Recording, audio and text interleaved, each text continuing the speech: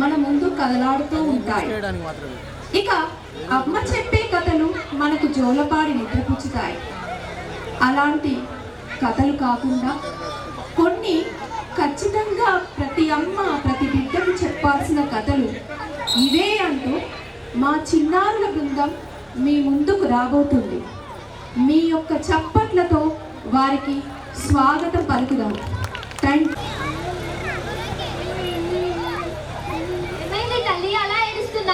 అమ్మ అమ్మ అమ్మ స్కూల్లో బాయ్స్ నేర్పిస్తున్నారమ్మా నన్ను అందరూ. నువ్వు ఆడపిల్ల నీకు చదివేందుకు నువ్వు బలం కూడా లేదు అని అంటున్నారమ్మా. అవునా తల్లి? నేను ఇక స్కూల్కి వెళ్ళనమ్మా. వెళ్ళనంటే వెళ్ళనమ్మా. అలా అనకూడదు తల్లి. సమస్యలు ఉంటే ధైర్యంగా పోరాడాలి కానీ నీ స్కూల్కి వెళ్ళనని అనకూడదు తల్లి. ఏం చేయమంటావమ్మా? నిజంగా ఆడపిల్ల అయినా నేను పోరాడగలుగుతానా? నువ్వు తప్పక పోరాడగలుగుతావు తల్లి. సమస్యలు ఉంటే ధైర్యంగా నిలబడి పోరాడవచ్చు. నీలో భయం పోయేందుకు నీకు కొన్ని కథలు చెప్తా రా తల్లి. కథలా? భలే భలే, నాకు కథలు అంటే చాలా ఇష్టమమ్మా. చెప్పమ్మా. రామ్మా, కూర్చోమ్మా.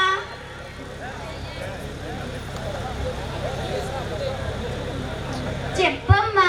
ఇవి నా కథలు. అవునా అమ్మా? చెప్పమ్మా.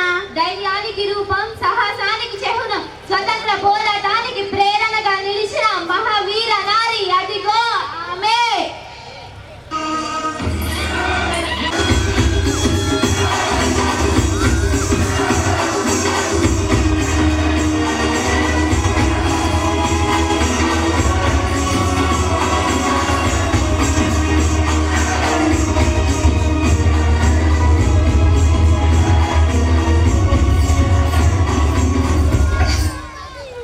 నేను ఒక రాణిని మాత్రమే కాదు, ఒక తల్లి, ఒక యోధురాలు, ఒక దేశం కోసం ఊపిరి పీల్చిన సైనికురాలు. నేనే ఝాన్సీ లక్ష్మీబాయి. చిన్నప్పటి నుండే నన్ను బలంగా తీర్చిదిద్దింది విధి.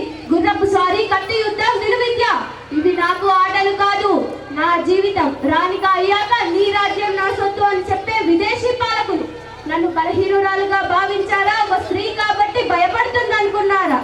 లేదు, నా గుండెల్లో జాలుంది, నా చేతుల్లో ధైర్యం ఉంది, నా వెనుక నా ప్రజల ఆశ ఉంది. మేరీ ఝాన్సీ నహీ దూంగి. ఇది మాట కాదు, ప్రతిజ్ఞ. యుద్ధం మొదలైంది. గుర్రం మీద నేను, పక్కన నా చిన్న బిడ్డ, ముందు శత్రువులు.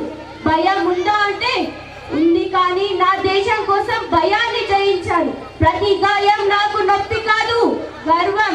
ప్రతి అడుగు ఓటమి కాదు, స్వతంత్రం వైపు ప్రయాణం. నా శరీరం పడిపోయినా నా ఆత్మవిశ్వాసం లేచింది. నా పోరాటం ఒక చరిత్రగా మారింది. ఈ రోజు ఇంత స్వేచ్ఛగా నిలబడి ఉంటే అది మా త్యాగాల ఫలితం. స్త్రీ అంటే బలహీనత కాదు, ఆమె సంకల్పిస్తే సామ్రాజ్యాలు కూడా కంపిస్తాయి. నేను చరిత్రలో ఒక పేరు కాదు, ప్రతి భారతీయుడి గుండెలో ఒక జ్వాల. అమ్మా, ఈమె కథ కేవలం యుద్ధం కాదు మాత్రమే కదా, ఆత్మగౌరవం, దేశభక్తి యొక్క ప్రతీక. అవును తల్లి, నీకు మరో కథ చెప్తా విను. కాకతీయ సామ్రాజ్యానికి కీర్తి తెచ్చిన మహారాణి ధైర్యం, నాయకత్వం, తెలివితేటలతో చిరస్థాయిగా నిలిచిన అదిగో ఆమె.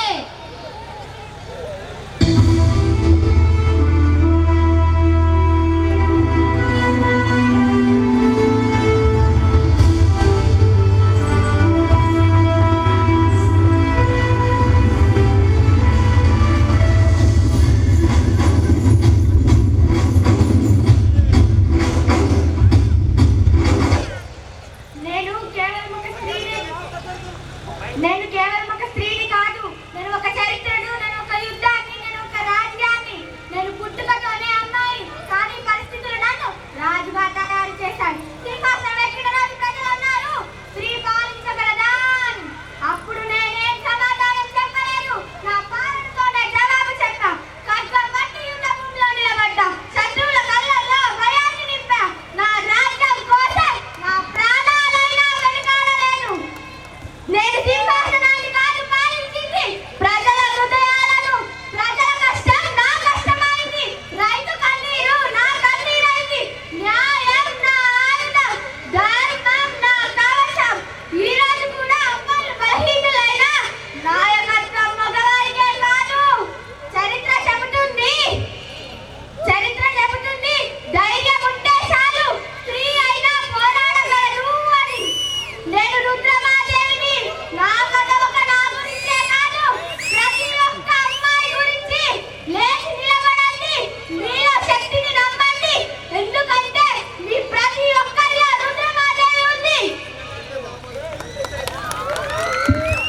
ధైర్యం అంటే ఏమిటో ప్రపంచానికి చూపించిన మహారాణి రుద్రమ్మదేవి కథ బాగుందమ్మా. అవును తల్లి, నీకు మరో కథ చెప్తా విను. వీరవనిత, అదిగో ఆమె.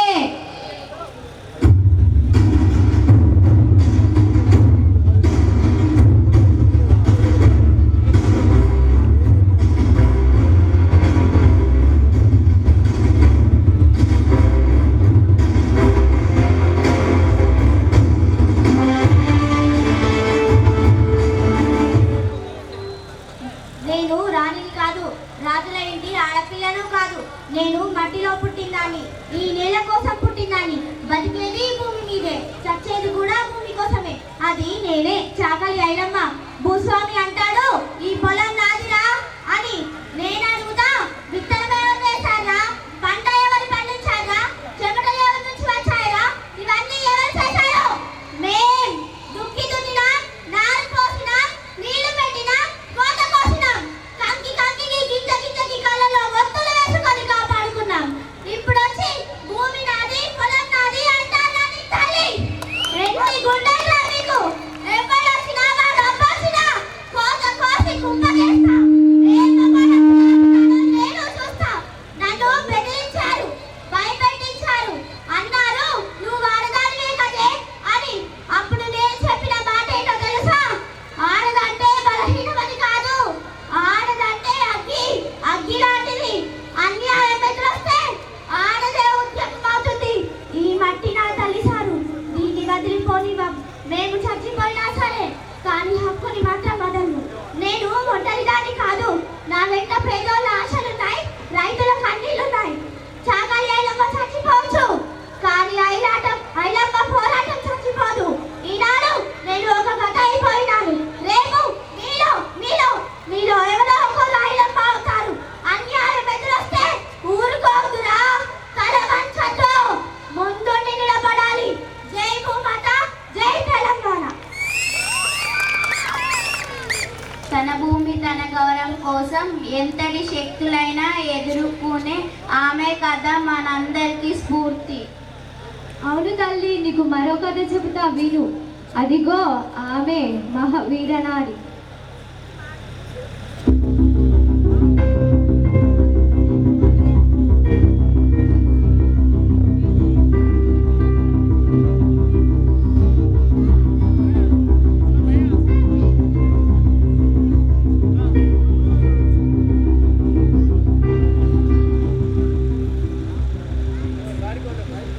ఈ నీలి ఆకాశం నాకు చిన్నప్పటి నుండే ప్రశ్నలు వేసేది. నీ కళ ఎంత ఎత్తు అని. అప్పుడు నేను చెప్పలేదు, కానీ నా మనసు చెప్పింది అంతరిక్షం వరకు అని. నేను భారతీయ రక్తం కలిగిన అమెరికన్ అమ్మాయిని. నాన్న గుజరాతీ, అమ్మ స్లోవేనియన్. నా కళలు నిజం కావడానికి దేశ సరిహద్దులు లేవు. నన్ను చూసి కొందరు అన్నారు, ఇది అమ్మాయి పైలట్ అవుతుందా? అప్పుడే నేర్చుకున్నాను, అసాధ్యం అనే మాటకు భయపడకూడదు. నేవీలో చేరాను, విమానాలు నడిపాను, ఆకాశాన్ని చీల్చుకుంటూ ఎగిరాను. అంతరిక్ష నౌకలో కూర్చున్న ఆ క్షణం నా గుండె వేగం పెరిగింది. భయం లేదు, కళ నిజమవుతున్న ఆనందం మాత్రమే. నేను స్పేస్ వాక్ చేశాను, అంతరిక్షంలో నడిచాను, బరువు లేని లోకంలో నా దేశం పేరు మోసుకొచ్చాను. ఈ రోజు నేను ఒక శాస్త్రవేత్తను మాత్రమే కాదు, లక్షల మంది అమ్మాయిలకు ఒక సందేశాన్ని. కలలు కనండి, వాటిని నమ్మండి, వాటి కోసం పోరాడండి. ఎందుకంటే ఆకాశం మీకు హద్దు కాదు, అది మీ ఆరంభం.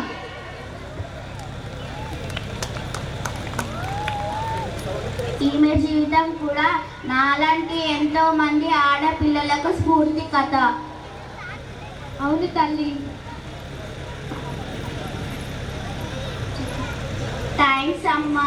వీరందరి కథలు చెప్పి నాలో ధైర్యం, సాహసాలను నింపి నాలో స్ఫూర్తి, ప్రేరణను ఇచ్చావు. నేను కూడా వీరి అడుగు జాడల్లో నడుస్తాను, వీరిలా గొప్ప శక్తిలా నిలుస్తాను. అవును తల్లి, నువ్వు తప్పక సాధిస్తావు. వెరీ గుడ్ నాన్న. వీళ్ళ పెర్ఫార్మెన్స్ నచ్చితే మీరు గట్టిగా చప్పట్లు కొట్టాలి.